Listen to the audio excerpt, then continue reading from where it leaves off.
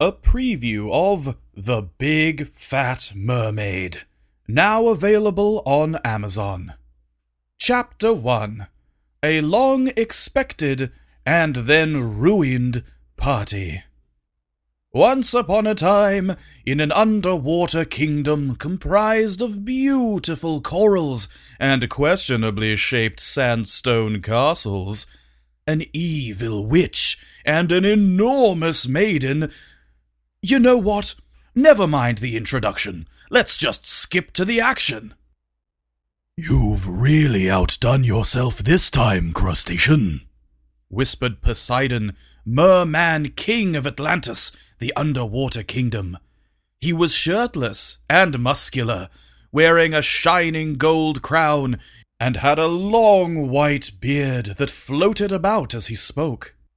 "Thank you, Your Highness," whispered back Crustacean, the talking lobster with a Caribbean accent. "Only the best of performances for your birthday." The two were sitting in a special box in a spacious white stone amphitheater. Mermen, mermaids, fish, turtles, crabs, sea stars, octopi, and many other water creatures sat, or rested, as not all sea creatures have butts to sit on, enjoying the show. The show was an opera, composed specifically for King Poseidon's birthday, which had come to be titled La Bohème, Good Version, or alternatively, Hildegard Strikes Back. "I can't wait," whispered Poseidon with barely contained glee, "to see what you saved for this final scene." On stage, a dashing merman actor, playing the role of Caesar, was singing to an assembly of distinguished swordfish. Note, Caesar, a just fish, became the first emperor of the sea after putting down the Ocean Senate in bloody warfare, in retaliation for their murder of his uncle, Jewels in Fist Caesar.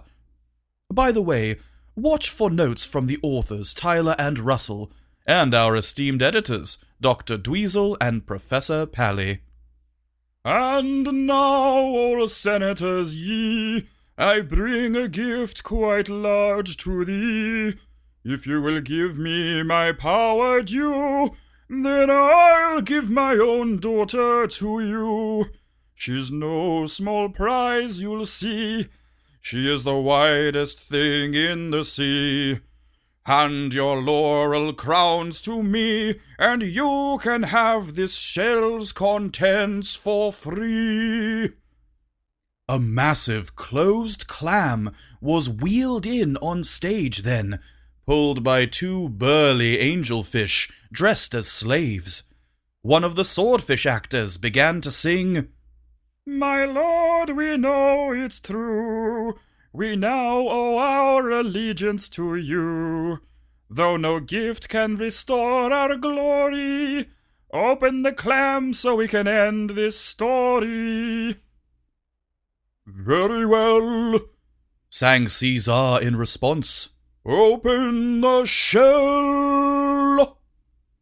"This is going to be great," said Poseidon, rubbing his hands together and enjoying the show. The slave angelfish actors heaved open the gigantic clam. It sprung open, but it was completely empty. The audience gasped. So did the actors. "What a twist!" cried Poseidon. "Who knew that the Caesar would offend the Senate by giving them an empty clamshell?" Crustacean, however, did not look pleased by the compliment. He looked terrified. He quickly scurried off the king's special box and swam backstage. The handsome merman actor playing Caesar, still looking shocked, began to sing again. Yeah," he sang haltingly. "I'm really sticking it to you. I said my daughter was in there, but it's not true. But I think it will probably be true in just a minute, because we'll send that clam back and try it again. Part 2.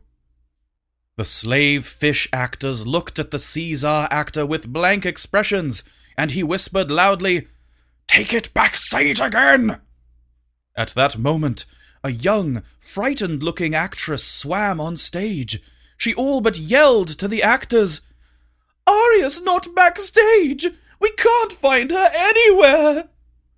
A pause, and then the actors slouched over and face-palmed. The audience groaned and began to boo. "The king's daughter did it again!"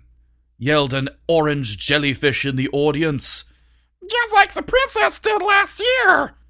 shouted an angry dolphin. Crustacean now swam on stage and looked up at the king in his box. The lobster laughed nervously and shrugged his big pincer claws. Poseidon's face grew bright red. Boiling water shot out of his ears.